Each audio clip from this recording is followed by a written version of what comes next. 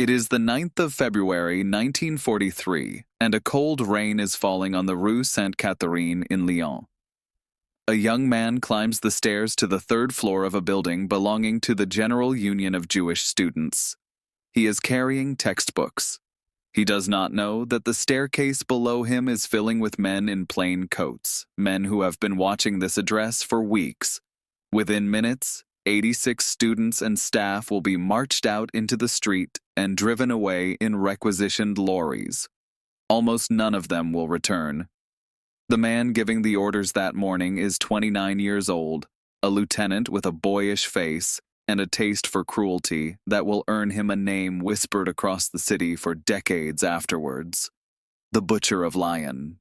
His office, the place where these operations are planned and where their human cost is inflicted in private, is not a fortress or a barracks. It is a school. Specifically, it is a grand 19th-century building on the Avenue Berthelot that had, until recently, trained French army doctors to save lives. Within a matter of months, it will become one of the most feared addresses in occupied France, a place where interrogation and torture happen behind windows that once looked out onto lecture halls and dissection rooms. Elsewhere in the city that same morning, informants are already reporting back to their handlers, and lorries queue quietly on side streets waiting for the signal to move. None of the 86 people arrested that day have any warning. They believe, right up until the moment plain-coated men appear on the staircase, that they are simply attending to the ordinary business of a student union. This is the world Klaus Barbie has built around himself in a matter of weeks. An invisible web of watchers, informants, and waiting vehicles, all of it coordinated from behind the walls of a building that any passerby on the Avenue Berthelot would still have recognized from the outside as a school. This is the story of how a medical school became the headquarters of the Gestapo in Lyon, and of the man who turned its corridors into a machine for extracting confessions through pain. It matters because it shows, with brutal clarity, how easily the ordinary architecture of civic life, a school built to heal, can be requisitioned and repurposed into an instrument of terror, and how the physical memory of that transformation still stands today for anyone who cares to visit.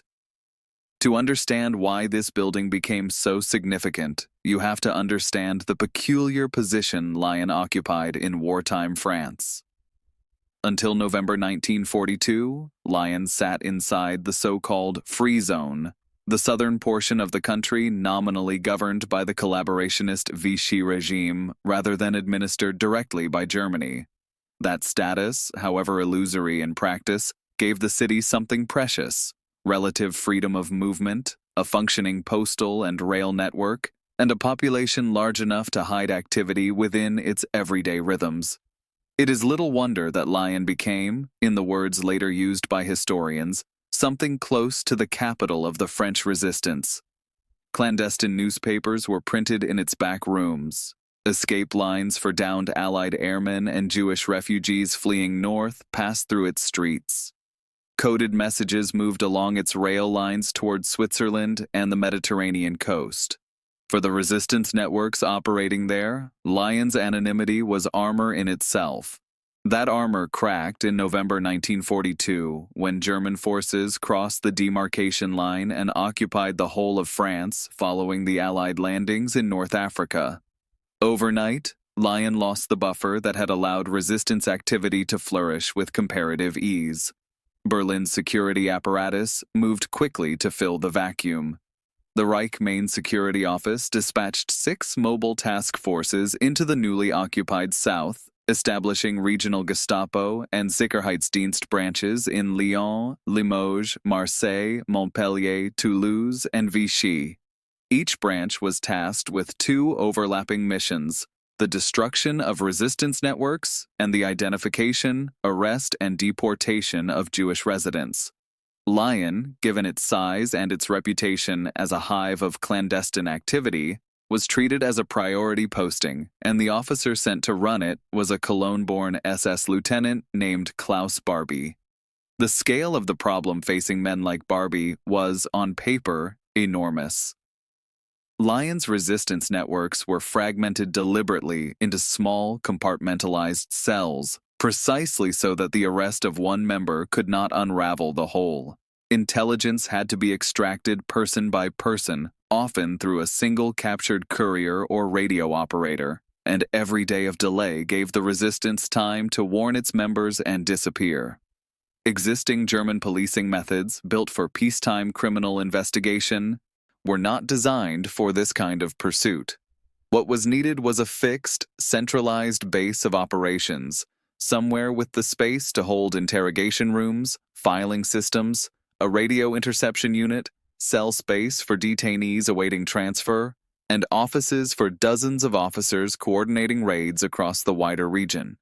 It needed to be large, defensible, centrally located, and already built. Requisitioning solved the problem in the most efficient way available to an occupying power. Rather than construct anything new, simply seize a building that already had everything required. There was also a manpower problem that has often been overlooked in accounts of this period. Barbie's Lyon Gestapo section was never a particularly large organization in absolute terms, numbering at most a few hundred German officers and locally recruited auxiliaries responsible for policing a metropolitan region of hundreds of thousands of people. A force that small could not hope to identify and dismantle resistance networks through conventional surveillance alone. It had to rely on informants, on the interception of coded communications, and above all on rapid, brutal interrogation of anyone captured, in the hope that names and addresses could be extracted before word spread and the network reorganized itself. This created a grim operational logic. The faster and more completely a prisoner could be broken, the more effective the whole apparatus became. That logic demanded a physical space purpose-built for exactly this kind of processing, somewhere prisoners could be moved quickly from holding cells to interrogation rooms and back again, out of public view, with enough separate chambers that multiple interrogations could run in parallel. An ordinary police station or requisitioned hotel simply could not offer that kind of throughput. A former medical school, designed from the outset to move large numbers of people efficiently between wards, lecture theaters, and storage areas, could. The building chosen was the École du Service de Santé Militaire, the French Army's school for training military doctors and pharmacists, standing on the Avenue Berthelot in Lyon's 7th arrondissement. It had been designed in the closing years of the 19th century by the city's chief architect, Abraham Hirsch, and completed in 1894 to replace an older military medical school lost to France after the Franco-Prussian War. 3 substantial pavilions were arranged around a broad, tree-lined inner courtyard, built for a very different purpose: to give young medical cadets, nicknamed the Santards, room to study anatomy, pharmacology, and the practicalities of battlefield medicine. By the outbreak of the Second World War, the school had already survived one round of upheaval, converted briefly into an army hospital during the previous conflict, its graduates decorated repeatedly for service in the trenches. In the early years of the German occupation, it continued to function in a diminished way, sharing its premises with displaced students from the École Polytechnique. Its long, echoing corridors and generous cellar space, features intended to move stretcher cases and store medical supplies, were about to be repurposed for an entirely different kind of human traffic.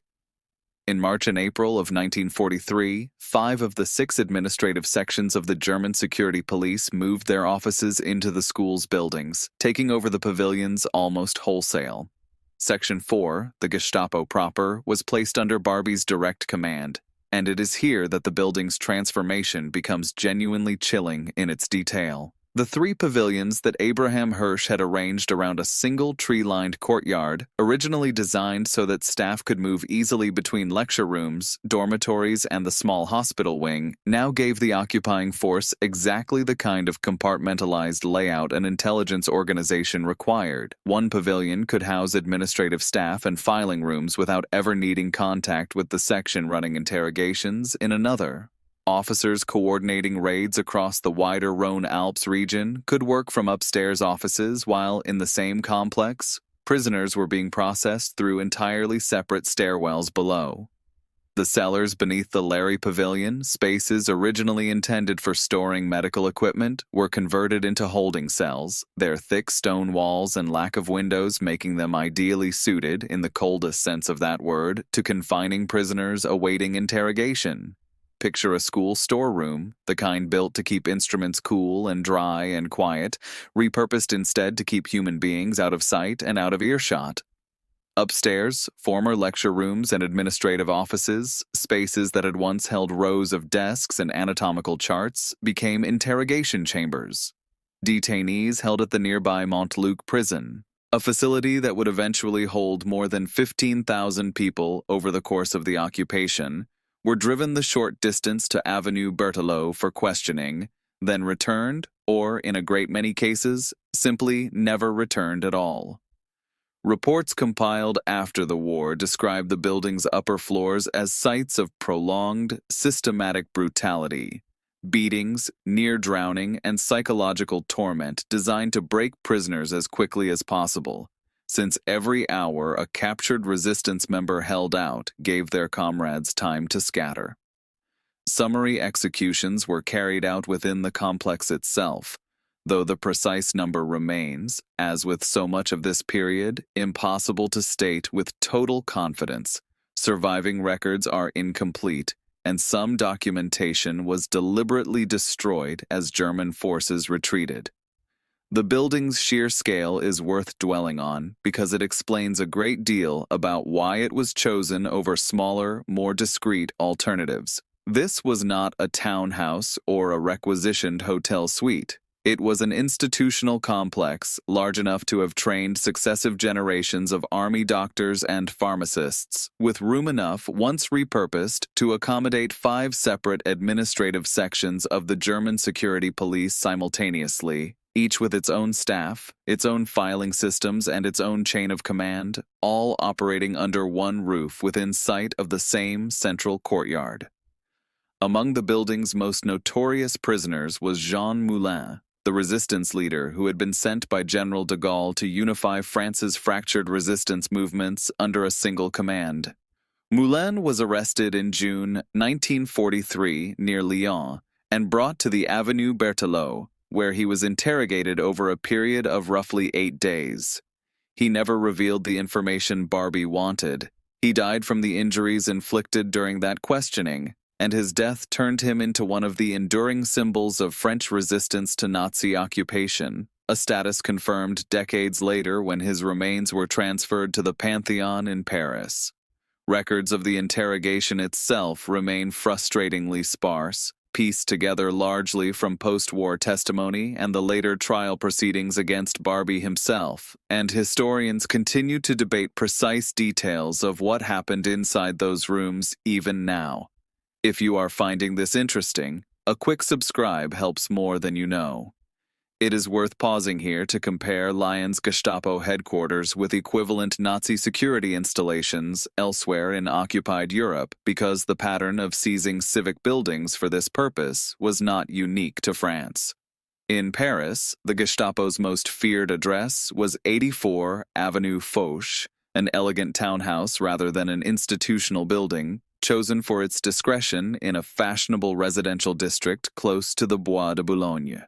It offered secrecy rather than scale, a handful of rooms in which counterintelligence officers worked on captured Allied agents, quite unlike the sprawling, multi-section apparatus that grew up around Barbie in Lyon. In the Netherlands, German security services took over school buildings, office blocks, and even a former orphanage in cities such as Amsterdam and The Hague for similar administrative purposes, though few achieved the scale of the Lyon complex, which could house 5 entire administrative sections under one roof. In Poland, occupying authorities frequently seized school buildings not for security operations, but to convert them into administrative centers for German settlers, a related but distinct pattern of requisition driven more by demographic policy than by counterintelligence needs.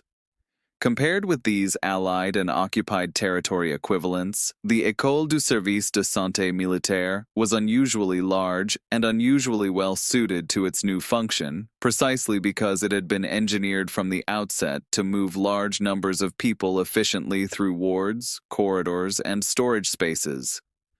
Where a requisitioned townhouse might hold a handful of officers and 1 or 2 detainees at a time, the Lion School could sustain an entire regional apparatus of surveillance, filing, interrogation, and detention simultaneously, which goes some way towards explaining why the city's resistance networks suffered such catastrophic losses under Barbie's command between 1943 and 1944.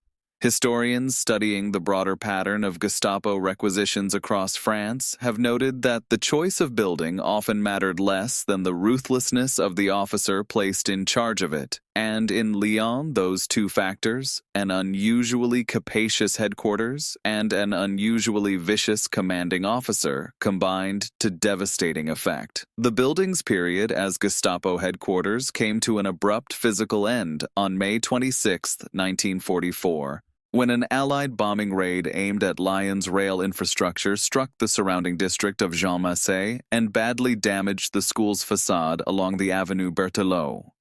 Barbie's operations continued from the site in reduced form until the liberation of Lyon that August, by which point his forces had already carried out further atrocities elsewhere in the region, including massacres of prisoners taken from Montluc as Allied troops approached the city.